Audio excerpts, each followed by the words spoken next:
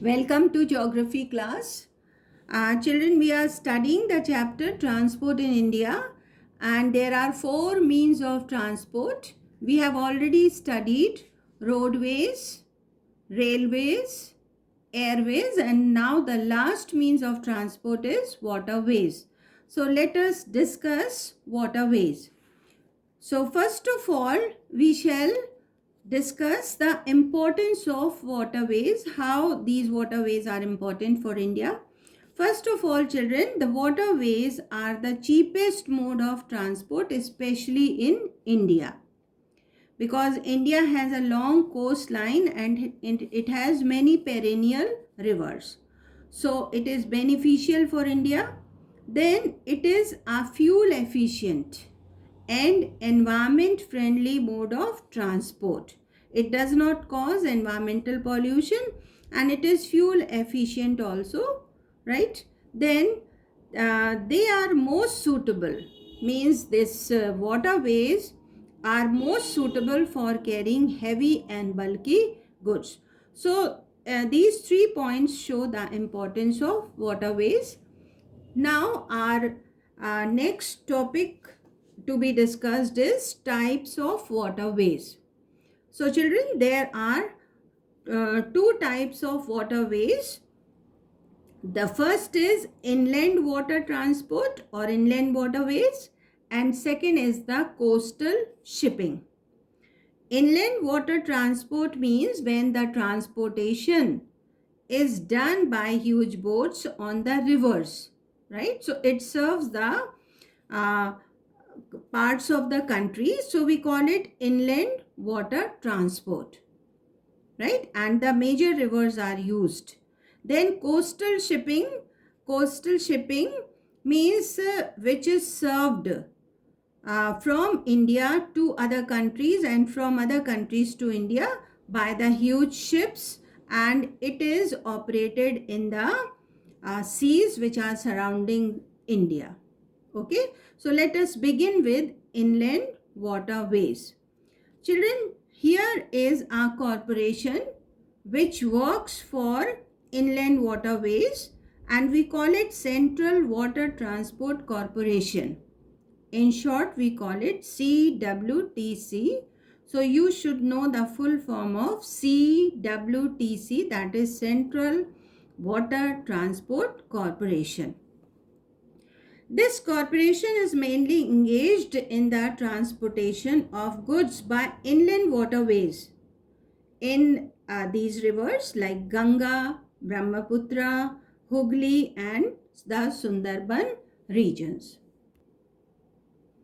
Now, the authority is called Inland Waterways Authority of India. In short, we call it IWAI. So let us see the national waterways. As we have seen that there are many types of roads. Okay, so here also there are some national waterways which are served by the rivers. So which rivers are mainly used by the inland waterways? These are Ganga and Brahmaputra. These two rivers are the huge rivers and they are perennial, right? And they and their tributaries, they carry the largest part of river traffic. So here it is written that river Ganga, it is navigable. Navigable means navigation is possible, means the transport is possible by huge boats for about 800 kilometers from its mouth to Patna. And then comes river Brahmaputra. It is also navigable throughout the year and it carries about 50% of the transport between Assam and Kolkata. Right? So these two are the rivers which are used for the as the national waterways. Now there are many waterways like waterway 1, waterway 2, waterway 3, 4, 5 like that. But we'll discuss 3 waterways here. So the question may be asked here, name 3 national waterways of India or name 2 national waterways of India. So the first one is the National Waterway 1. What is this National Waterway 1? It is a stretch in Ganga River, and it starts from Allahabad to Haldia. Where is Haldia? It is in West Bengal, with a distance, means it covers a distance of 1620 kilometers, and it is the longest national waterway in India. Then comes the National Waterway 2. It is a stretch of Brahmaputra River from Sadia to Dhubri, and both are in Assam state. So it serves Sadia to Dhubri, the National Waterway 2, and it is the major freight transportation waterway of Northeast India. It carries the goods from one place to another. And then third is the National Waterway 3 on the West Coast Canal, right?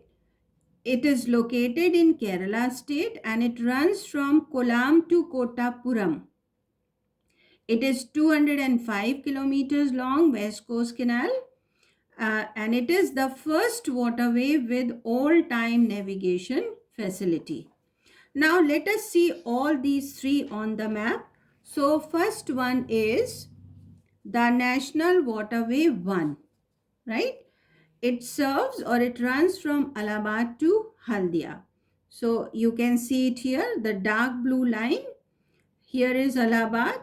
So this is National Waterway 1. It runs or it starts from Allahabad and it ends at Haldia. This is called National Waterways 1. Now National Waterway 2, it serves the state of Assam. So you can come here. It starts from Sadia and ends at Dhubri. Both are in Assam. So this is National Waterway 2. And third one is National Waterway 3, and it is called the West Coast Canal, and it serves from Kottapuram to Kollam or Kollam to Kottapuram. So these are the dark blue lines. There are many others, but we are discussing only three here. So learn these names. Now let us see some major ports and shipping. So you know that the ports play a very important role in the economic development and also the international trade of India. Our country India has a 7,617 kilometers long coastline. This is all the coastline, right? So it is 7,617 kilometers long coastline, and it has 12 major seaports and 187 minor ports. Minor ports serve the major ports, right? So here you can see the list of major seaports. The major seaports, like first one is Kolkata. This Kolkata, it is on the east coast. You can see here, right? Kolkata and Haldia, they are in east coast. Then Paradeep, right? It is also on east coast. Then Vishakhapatnam is here. It is also on east coast. Then Chennai, and it is also on east coast, right? So these four are the major seaports: Kolkata, Paradeep, Vishakhapatnam and Chennai. Then comes Tuticorin, Cochin on the western coast. So here you can see, right? Then Mumbai, it is on west coast, right? Then Goa, it is also on west coast, right? Here you can see Marmagao, and then here is Mumbai, right? Then New Mangaluru, it is here. Then Jawaharlal Nehru Port Trust, we call it JNPT. It is also on west coast. And Kandla, what is special about Kandla port? It is here, children. right? The Kandla port is a tidal port. It is affected by high tides and low tides. Children, now our next point is the advantages of water transport. We have already seen the importance of water transport, but now let us discuss the advantages. First advantage is the maintenance cost is less. The maintenance cost of water transport is less as compared to rail and road transport because there is no maintenance like roadways and railways. Then cheap. Water transport is much cheaper as compared to rail, road and airways. And it is useful for the bulky goods. Heavy and bulky goods can be easily transported with little cost, and it is also very helpful in defense. So these 4 points are showing the advantages of water transport, but it has some disadvantages also. So let us discuss 3 here. First is the speed of water transport is very slow, right? So it takes lot of time because of slow speed. Then failure of monsoon is another disadvantage or problem which results into fall in water level of the rivers. So it makes the navigation or transportation through boats very difficult, right? And then it is more risky. Water transport is more risky as compared to other means of transport because there is always a danger of sinking ships or boats. So it depends upon the mercy of the climate, right?